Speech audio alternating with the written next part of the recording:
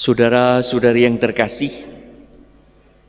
setiap hari kita mendengar berita, entah tentang kita atau tentang orang lain, entah berita baik ataupun berita buruk. Berita buruk tentang orang lain bisa membuat kita pesimis dan apatis. Berita jelek tentang kita membuat kita kecewa, kadang-kadang geram dan marah. Kita tentu mengharapkan berita baik. Yesus tampil di muka umum membawa berita baik, memberitakan kabar sukacita. Kerajaan Allah sudah dekat. Yohanes memberitakan pertobatan. Tetapi saat ini Yesus menyatakan kerajaan Allah sudah dekat karena Yesus sendiri yang membawa kerajaan Allah ke bumi ini.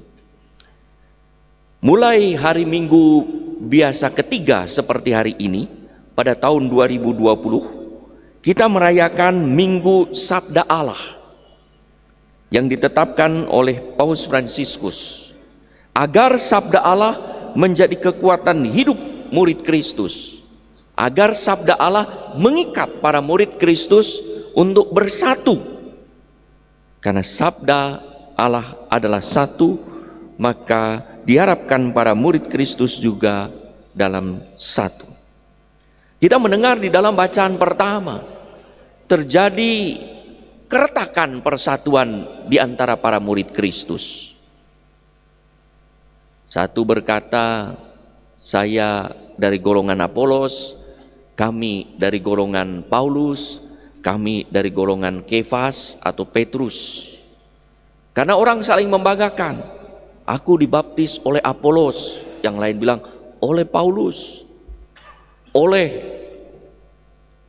Petrus, yang lain lagi tidak mau kalah, saya dibaptis oleh Kristus. Mungkin ada juga tidak tertulis itu, saya lebih lagi dibaptis oleh Bapaknya. Jadi orang membanggakan dibaptis oleh siapa, padahal berkat itu sama seperti kita juga. Kadang-kadang saya dibaptis oleh si ini, saya dibaptis oleh uskup, saya oleh kardinal, saya langsung oleh paus. Lalu siapa lagi? Ya. Jadi ada orang, padahal gereja itu satu. Dan kabar gembira itu dibawa kepada kita untuk menyatakan sukacita kerajaan Allah sudah dekat. Saudara-saudari yang terkasih, pernah ada seorang mahasiswa terjerumus masuk ke dalam sekte tertentu yang sesat.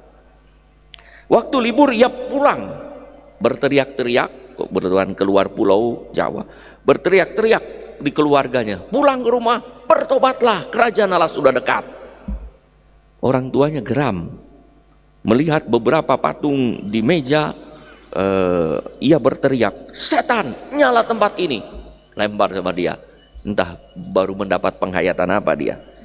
Demikian pun akhirnya orang tua jengkel dan berteriak membalas, kamu setan kecil, tahu apa tentang pertobatan? Saudara-saudari yang terkasih, Yesus memberitakan kabar gembira seperti yang diramalkan oleh Nabi Yesaya, bahwa umat yang berada dalam kegelapan akan melihat terang. Yesus tampil sebagai pribadi yang memberi jalan pada orang yang membutuhkan petunjuk dan terang, kepada orang yang memerlukan cahaya. Tidak membuat orang geram karena caranya, tetapi membuat orang mendekat karena cara-cara mewartakan kerajaan Allah. Orang yang merindukan keselamatan akan menyambut. Isinya adalah kabar gembira. Allah mendatangi umatnya teristimewa yang berada di dalam kegelapan bagaikan terang. Kerajaan Allah sudah dekat. Cara yang disampaikan adalah cara yang baik karena sesuai dengan kehendak Allah. Walau akan membuat beberapa orang mungkin susah, mungkin gelisah, mungkin muram dan geram karena digugat, ditantang, dituntut untuk bertobat. Pertobatan ini akan membawa sukacita dan kegembiraan. Sabda Allah adalah kabar baik kabar gembira, maka sabda Allah tidak akan berefek tanpa diikuti oleh pertobatan, yaitu perubahan cara berpikir, perubahan cara beriman yang diikuti dengan kesediaan untuk rela mendengarkan dan melakukan kehendak Allah sekalipun mungkin sulit dan berat. Untuk itulah orang Farisi yang dekat dengan hukum, ahli Taurat yang dekat dengan kitab suci, imam yang dekat dengan altar pada zaman Yesus jauh dari kerajaan Allah. Karena mereka mendengarkan sabda Allah, mereka mendengarkan pewartaan Yesus, tetapi tidak diikuti oleh pertobatan. Pintu pertobatan tetap tertutup bagi mereka atau tetapnya ditutup oleh mereka. Cara beriman dan gaya hidup mereka tetaplah sama walaupun mendengarkan sabda Allah. Saudara-saudari yang terkasih, bagi orang beriman sabda Allah adalah pedoman hidup. Kitab suci adalah tuntutan ke arah hidup yang sejati, yaitu kehidupan yang setia sesuai dengan kehendak Allah dan janji Allah. Sebagai pedoman hidup, kitab suci memberi hikmat dan menuntun ke arah keselamatan. Kitab suci mengajar manusia mengetahui kesalahan dan memperbaiki kelakuan sehingga dapat kembali ke jalan yang benar, sebagaimana dikatakan oleh Paulus di dalam 2 Timotius 3:16. Kitab suci membimbing pada jalan keselamatan. Demikian juga dalam Ibrani 4:12-13, kitab suci memampukan kita membedakan mana kehendak Allah dan mana kehendak manusia. Maka pada hari Minggu sabda Allah ini kita diajak bukan hanya mendengarkan sabda Allah, tetapi merenungkannya. Sabda Allah mana yang pada hari ini kita dengar, itu kita renungkan sepanjang hari, sepanjang minggu yang mengena pada kita. Misalnya, bertobatlah, kerajaan Allah sudah dekat. Apa artinya bertobat? Apa artinya kerajaan Allah? Kamu akan kujadikan penjala manusia. Apa artinya penjala manusia bagiku? Ikutlah aku. Apa artinya ikutlah aku? Ada begitu banyak sabda Allah dan begitu kaya, tapi berbicara apa pada kita? Jangan sampai sabda Allah hanya masuk pipi telinga kanan, keluar telinga kiri. Paus Benediktus ke-16 pernah menegaskan bahwa kasih harus disampaikan dalam kebenaran, dan kebenaran harus diwujudkan dalam kasih. Kita dipanggil untuk membawa kabar gembira yang perlu disampaikan dengan cara kasih agar orang membuat sukacita.